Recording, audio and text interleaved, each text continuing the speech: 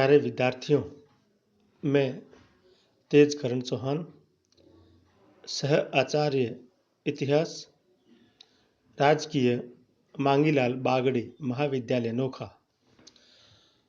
आज हम class BA third के पेपर फर्स्ट के अंतर्गत ब्रिटिश ईस्ट इंडिया कंपनी के द्वारा भारतवर्ष में किए गए सुधारों के अंतर्गत स्थायी बंदोबस्त के बारे में पढ़ेंगे।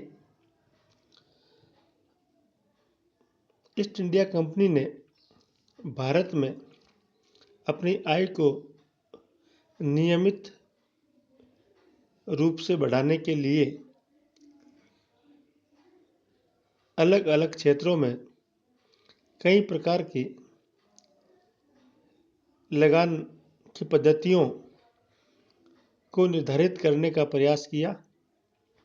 उन्हीं के तहत लॉर्ड कॉर्नवालिस ने 1793 में स्थायी बंदोबस्त की व्यवस्था की, जिससे कि कंपनी को सुचारू रूप से आय प्राप्त होती रहे, जिससे वो अपने प्रशासनिक व्यय आसानी से कर सके।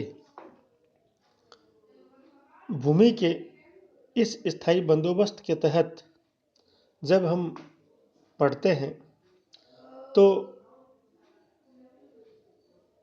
जानकारी होती है कि वॉरेन हेस्टिंग्स ने भू राजस्व प्रणाली के संबंध में अनेक प्रयोग किए थे, लेकिन उसे कोई विशेष सफलता प्राप्त नहीं हुई। जब लॉर्ड कॉर्नवालिस भारत आए, उस समय 1 वर्षीय बंदोबस्त व्यवस्था लागू थी, जिसमें ठेकेदार कृषकों से अधिक धन वसूल करना चाहता था। संचालकों ने कॉर्नवालिस को जमींदारों के साथ उदार दरों पर समझौता करने का आदेश दिया, ताकि जमींदारों से समय पर और नियमित रूप से भू राजस्व प्राप्त होता रहे। कॉर्नवालिस ने भारत आते ही जब इस व्यवस्था का अवलोकन करना शुरू किया तो पाया कि इस व्यवस्था से किसानों और जमींदारों दोनों को ही स्थिति खराब होती जा रही है। स्वयं कॉर्नवालिस ने कहा कि जब मैं भारत पहुंचा, उस समय मैंने कृषि और व्यापार को गिरते हुए देखा। उस समय खेतीहर और जमींदार निर्धनता के गर्त में डूब रहे थे और महाजन ही सबसे अधिक संपन्न हो रहे थे। 1784 में पिट्स एक्ट पारित हो चुका था, जिसमें भूमि का स्थायी बंदोबस्त करने को कहा गया था और जमींदारों के लिए सहानुभूति भी व्यक्त की गई थी, परंतु इस दिशा में अभी तक कोई कार्यवाही नहीं हो पाई थी। कॉर्नवालिस ने भारत आते ही राजस्व मंडल के अध्यक्ष सर जॉन शॉर, जो कि राजस्व संबंधी मामलों में पर्याप्त अनुभव प्राप्त कर चुके थे, मुख्य रिश्तेदार जेम्स ग्रांट, जो राजस्व संबंधी मामलों का सैद्धांतिक ज्ञाता हो गया था, इन अधिकारियों के सहयोग से सुधार करने की प्रक्रिया शुरू की।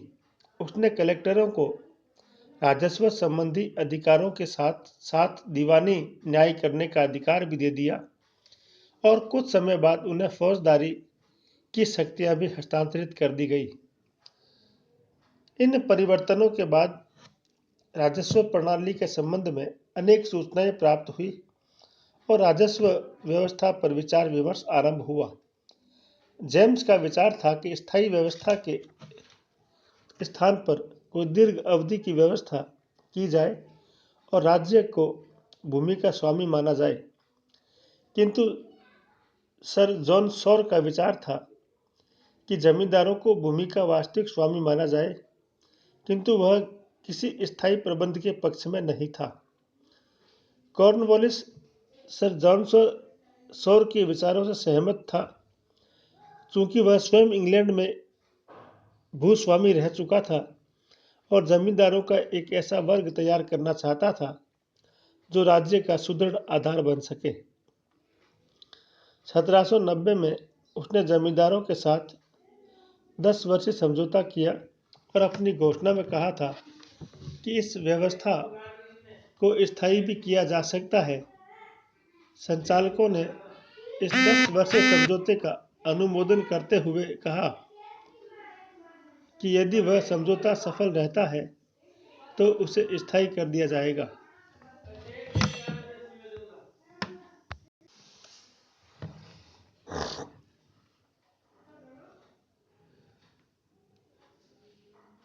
संचालकों ने इस 10 वर्षीय समझौते का अनुमोदन करते हुए कहा कि यदि यह समझौता सफल रहा तो उसे स्थायी कर दिया जाएगा। 3 वर्ष बाद बोर्ड ऑफ कंट्रोल के अध्यक्ष डुंडास ने इस व्यवस्था को स्थायी करने का अनुरोध किया, किंतु सर जॉन शॉर स्थायी समझौते के पक्ष में नहीं थे। तत्पश्चात पिट ने भी इसे स्थायी करने का आदेश दिया, जिसके अनुसार 22 मार्च 1793 को लॉर्ड कॉर्नवालिस ने इस प्रबंध को स्थायी करने की घोषणा की। 1793 के स्थायी प्रबंध में जो व्यवस्थाएं की गई वो इस प्रकार थी। सबसे पहले जमींदारों को भूमि का स्वामी माना गया, किंतु यह भी कहा गया कि यदि जमींदार नियमित रूप से लगान नहीं चुकाएंगे तो उनकी भूमि का कोई भाग उस राजस्व की वसूली के लिए राज्य बेच सकेगा। नंबर 2, चूंकि राज्य भूस्वामित्व के अधिकार से मुक्त हो गया है, अतः जमींदारों से किसी अन्य कर का दावा नहीं किया जाएगा। नंबर 3, जमींदारों से जो राजस्व की दर निश्चित की गई वह 1765 की दर से दोगुनी थी, क्योंकि कंपनी का ये मानना था कि स्थायी प्रबंध के बाद यदि उत्पादन बढ़ता है और राज्य की समृद्धि होती है तो भी राज्य को इस दर में वृद्धि करने का अधिकार नहीं होगा। न्यायालय से स्वीकृति प्राप्त किए बिना इसमें किसी प्रकार की वृद्धि नहीं की जाएगी। नंबर 4, जमींदारों के समस्त न्यायिक अधिकार छीन लिए गए। और 5वां, जमींदार और उनकी रैयत के बीच संबंधों के बारे में जमींदारों को स्वतंत्र कर दिया गया, किंतु जमींदारों से ये कहा गया कि वे अपनी रैयत को पट्टे जारी करेंगे। इसमें जमींदार और रैयत के बीच पारस्परिक संबंधों का उल्लेख होगा। यदि कोई जमींदार रैयत को दिए गए पट्टे का उल्लंघन करेगा तो उसकी रैयत को उसके विरुद्ध न्यायालय में जाने का अधिकार होगा। इस स्थायी बंदोबस्त के बारे में विद्वानों का मत है कि कॉर्नवालिस संचालकों के हाथों की कठपुतली मात्र था, किंतु ऐसा नहीं है। स्थायी बंदोबस्त लागू करते समय भी कॉर्नवालिस ने अपने विचारों का परिचय दिया। यह तो भाग्य की बात थी कि कॉर्नवालिस और संचालकों के विचारों में समानता थी।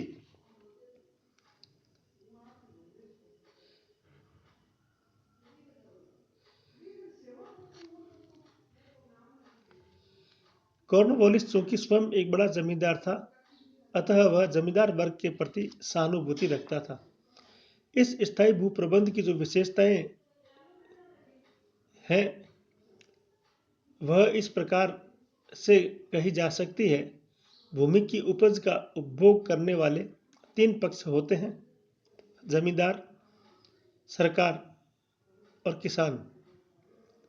कॉर्नवालिस ने सरकार के लिए राजस्व निर्धारित कर, जमींदारों के अधिकारों की घोषणा कर, सरकार और जमींदारों के हितों की तो रक्षा की, किंतु किसानों के हितों की पूर्ण रूप से उपेक्षा की।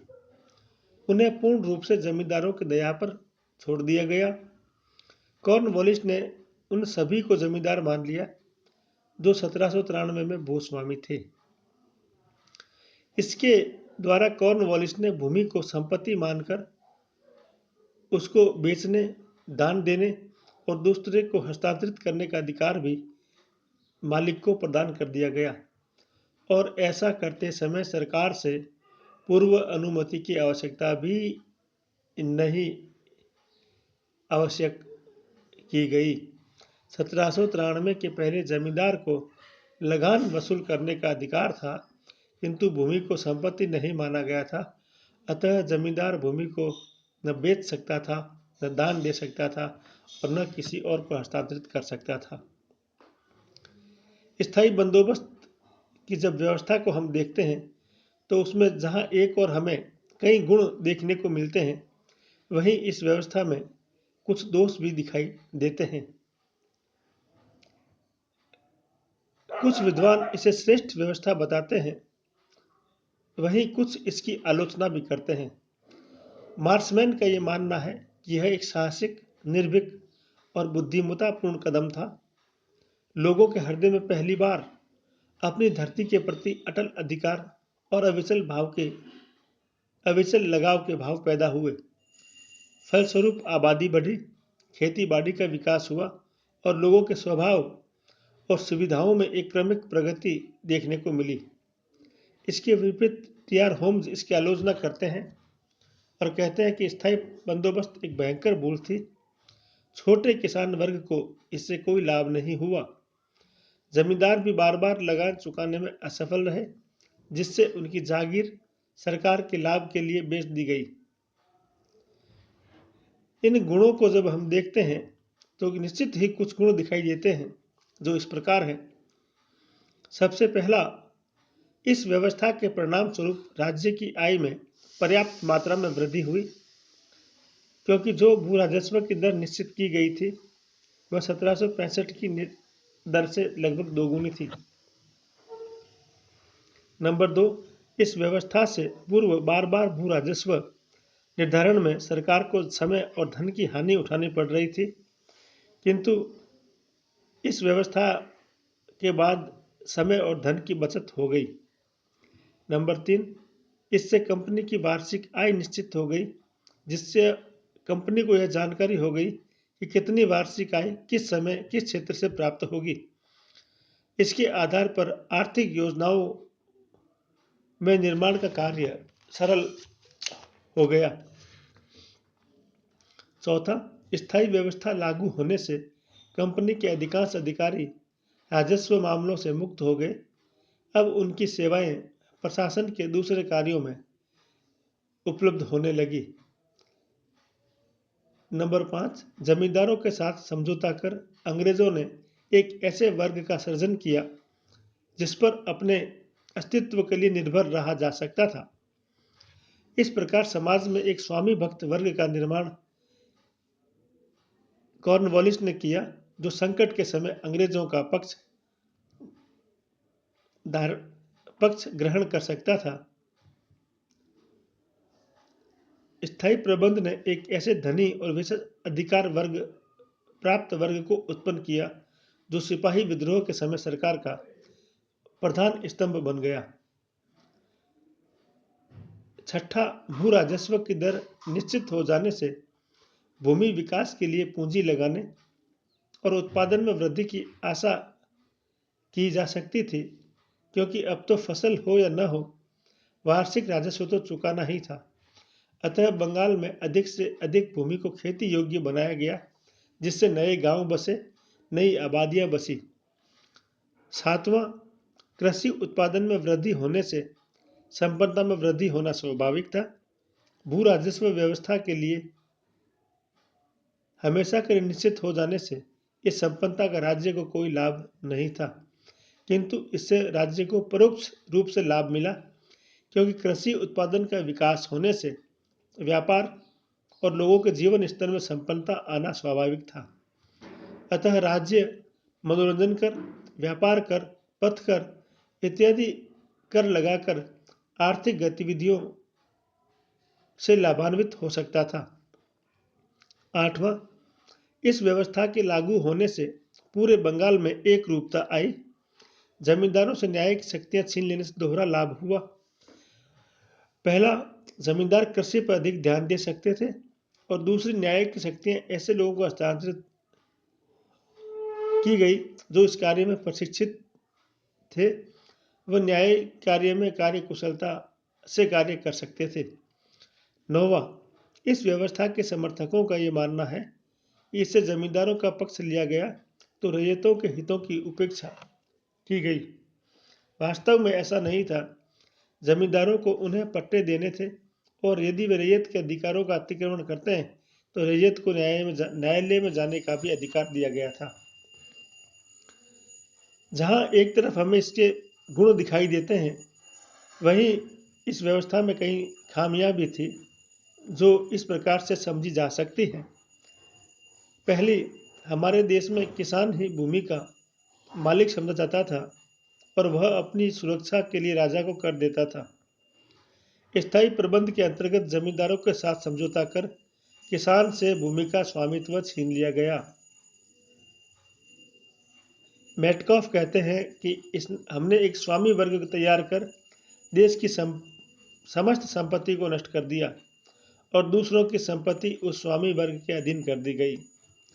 दूसरा दोष, स्थायी बंदोबस्त में भू राजस्व की दर बहुत अधिक निर्धारित की गई।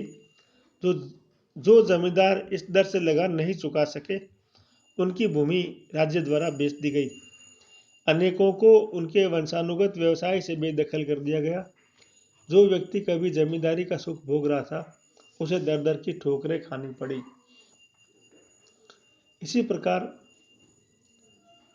तीसरे दोष के रूप में आरंभ में कठिन परिश्रम करके जो राज्य की मांग के सामने टिक गए, बाद में वे धीरे धीरे धनवान होते गए और अपने गांवों को छोड़कर शहरों में बड़ी शान शौकत से रहने लगे। इससे एक परजीवी वर्ग की उत्पत्ति हुई जो भूमि धारण तो करता था किंतु उसकी देखभाल नहीं करता था। ऐसे जमींदारों ने रैयत से भू राजस्व वसूल करने के लिए अपने एजेंट नियुक्त कर दिए जो गांवों में उप भूस्वामी बन गए। ये एजेंट किसानों से अधिकाधिक कर वसूल करने का प्रयास करते, जिससे किसानों का शोषण होने लगा और किसानों की स्थिति और भी अधिक दयनीय होती चली गई। चौथा, जमींदारों ने हर स्थान पर अपने रैयत को पट्टे जारी नहीं किए और जहां पट्टे जारी किए उनका पूरी तरह से पालन नहीं किया। यद्यपि रैयत को जमींदारों के विरुद्ध न्यायालय में जाने का अधिकार था, किंतु ऐसा करने के लिए रैयत को ऐसे साधन उपलब्ध नहीं कराए गए। जमींदारों के पास जबकि सभी तरह के साधन उपलब्ध थे और वह स्वेच्छा से चाहे जैसा कर सकता था। पांचवा दोष, भू राजस्व स्थायी तौर पर निश्चित कर देने से राज्य को होने वाली आय भी निश्चित हुई। भूमि की पैदावार यदि 10 गुना भी बढ़ जाए तो भी इसका लाभ राज्य को नहीं मिल सकता था। इस व्यवस्था से राज्य के भावी लाभों पर भी प्रतिबंध लग गया। छठा सबसे महत्वपूर्ण दोष यह था कि रैयत जो भूमि की वास्तविक मालिक थी, उसे अपने ही घर में किराएदार बना दिया गया। यह व्यवस्था राष्ट्रीयता के लिए घातक सिद्ध हुई। जमींदार वर्ग सदैव ब्रिटिश सत्ता का स्वामी भक्त बना रहा। अतः जब देश में राष्ट्रीय आंदोलन आरंभ हुए, तब इस वर्ग ने ब्रिटिश सरकार से सहयोग करके जनता की राष्ट्रीय भावनाओं का दमन किया। आठवां दोष, बंगाल के स्थायी बंदोबस्त का दुष्प्रभाव भारत के अन्य ब्रिटिश प्रांतों पर भी पड़ा। कंपनी बंगाल में तो भू राजस्व बढ़ा नहीं सकती थी, अतः उसने क्षति की पूर्ति अपने अन्य प्रांतों में लगान की दर ऊंची निर्धारित करके की। यद्यपि इस व्यवस्था में अनेक दोष विद्यमान थे, फिर भी यह व्यवस्था अब तक किए गए प्रबंधों से अच्छी थी। यदि कॉर्नवालिस 1790 का 10 वर्षीय समझौता चालू रहने देता और उसके दोषों को देखकर उन्हें दूर कर देता, तो वह श्रेष्ठ व्यवस्था लागू कर सकता था। किंतु ऐसा लगता है कि कॉर्नवालिस स्थायी बंदोबस्त के प्रति इतना अधिक उतावला था कि वह अपनी योजनाओं के परिणामों पर विचार करने की बात नहीं सोच सका। अतः कहा जा सकता है कि कॉर्नवालिस की श्रेष्ठ योजना ने धैर्य के अभाव में अपने श्रेष्ठता के स्थान को छोड़ दिया। कॉर्नवालिस के बाद आने वाले गवर्नर जनरलों ने इसके दोष की ओर ध्यान ही नहीं दिया, क्योंकि उन्हें तो अपने निश्चित भू राजस्व से मतलब था, और जब तक यह नियमित रूप से नहीं मिलता था तो वह जमींदारों को बेदखल कर उनकी जमीन बेचकर अपनी रकम वसूल कर लेते थे। कॉर्नवालिस ने प्रशासन में जो सुधार किए, उसको देखते हुए उसे एक सफल गवर्नर जनरल कहा जा सकता है। वह उच्च आदर्शों का व्यक्ति था। उसका नैतिक स्तर इतना ऊंचा था कि कंपनी का शासन उससे प्रभावित हुए बिना नहीं रह सका। उसने कंपनी की सेवाओं में योग्यता के आधार पर नियुक्ति करने की परंपरा आरंभ की। इस प्रकार ये कहा जा सकता है कि ब्रिटिश प्रधानमंत्री पिट और बोर्ड ऑफ कंट्रोल के अध्यक्ष डुंडास से उसकी घनिष्ठता की वजह से वह एक श्रेष्ठ व्यवस्था को भारत में स्थापित कर पाया। यद्यपि आगे चलकर यह व्यवस्था के परिणाम जो थे वो उसके अनुकूल नहीं आए, लेकिन फिर भी कॉर्नवालिस की योग्यता पर अविश्वास नहीं किया जा सकता है। धन्यवाद। जय हिंद, जय भारत।